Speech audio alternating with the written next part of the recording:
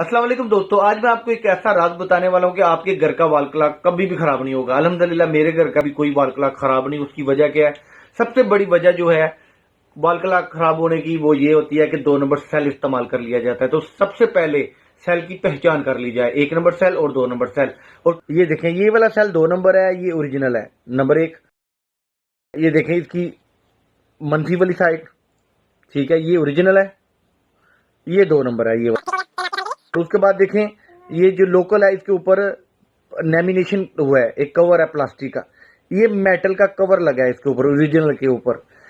ये 2 number cell क्या होता है कि जब इसके अंदर बैटरी खत्म हो जाती है, इससे तेजाब जो है वो निकलता है, क्लॉक की जो मशीन होती है उसमें चला जाता है और मशीन खराब हो जाती है। और चीज इसके देखें, अल्फाबेट्स में भी फर्क है। ये देखें को कवर उतारने की कोशिश करते हैं इसका, ये 2 नंबर सेल देखें, जो ओरिजिनल सेल है इसका कवर नहीं हाथ से उतार पाएंगे। ये सिल्वर का है, हमें किसी चीज की मदद की जरूरत होगी। ये देखें, ये मेटल में है, ये मेटल का कवर लगा है। ये बैटरी खत्म हो भी जाए तो फिर भी इसका तेजाब अंदर ही रहेगा, मशीन में नहीं जाएगा। तो इस वजह से हमारे वाल क्लॉक बचे रहते हैं। हमारे अकाउंट को फॉलो कीजिए।